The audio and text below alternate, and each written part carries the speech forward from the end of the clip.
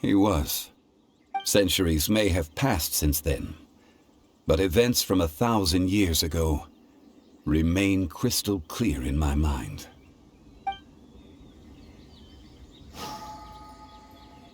In our last tale, Rex Lapis was walking alone in the mountains.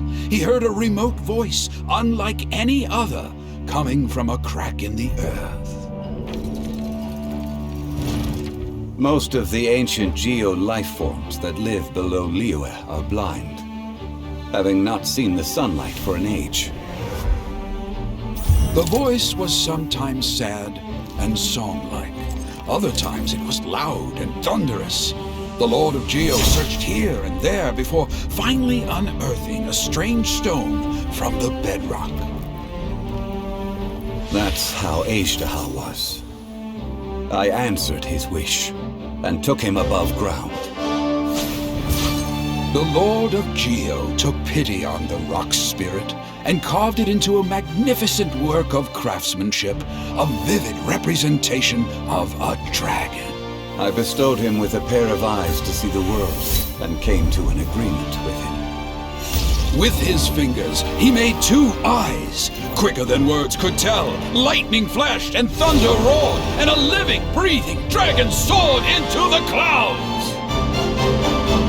I agreed to let him live among the people above ground, but if the day ever came when he brought ruin to order, he would once again be sealed in the dark.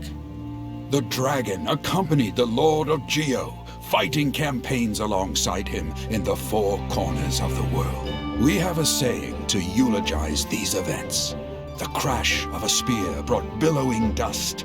The mountains and waters made way at the sound. The sight of a dragon bestowed with a touch the promise of rainwater blessing the ground.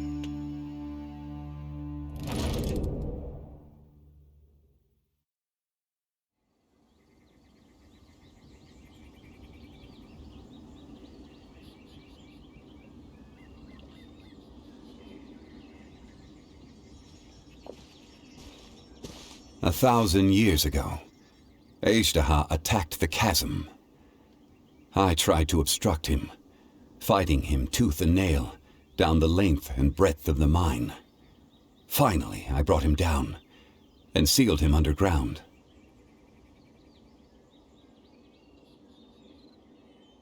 During that battle, Dragonfall was born. Azhdaha could sense the stone. Subconsciously, he wanted to use it to find me. Despite being the victor, I could not claim to be stronger than he. And in his heart, he still retained an ounce of goodwill towards me, towards Liyue, towards life above ground. He was willing to be sealed away, but as the erosion set in, he forgot.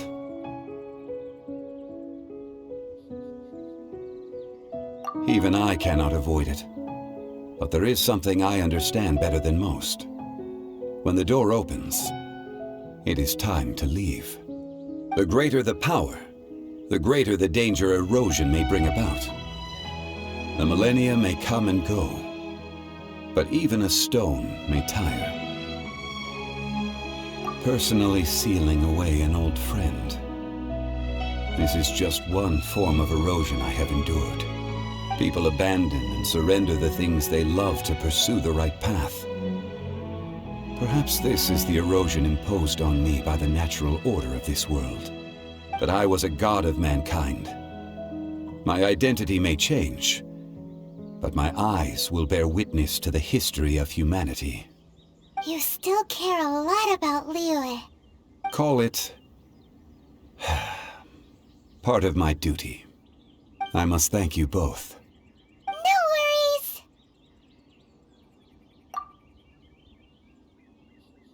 Oh? About what? Oh yeah, Paimon nearly forgot. So, not long ago, we met a guy called Dane. He told us about Conria and the punishment of the gods. That's when we realized that those events were connected to the person we're searching for. Zhongli, you're a god. You've lived through thousands of years of history. Surely you experienced the incident? I cannot say. Why? You can't even give us a thread of information? This is so important to us. I understand. But I must apologize. This is my contract. You mean another past grievance? Like the incident with Azhdaha? Too painful to talk about? It was signed before it all began. I have always honored the contract. And kept my silence. How can you be like that? You two are friends to me. I can assure it brings me no pleasure to disappoint you. But as the god of contracts, I cannot go back on my word. Would you be ready to find out? It appears your understanding of this world continues to grow. There are many events of ages past, many secrets that lie hidden. They have been eroded by time, forgotten by the people, abandoned. But you are capable of finding them and bringing them into the light. Those who come to witness will witness. Those who are born to remember will remember. If you take the same road as that person, there may be more difficulties ahead. But as long as you firmly believe that you are on the right path, everything has meaning.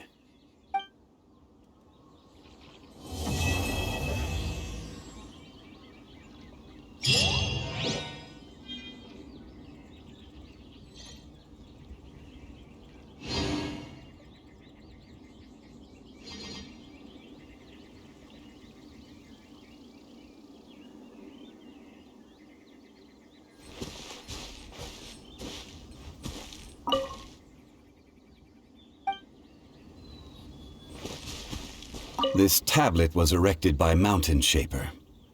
It names Azhdaha as a terrible dragon, and serves as a warning for later generations to stay away from this place, from the seal.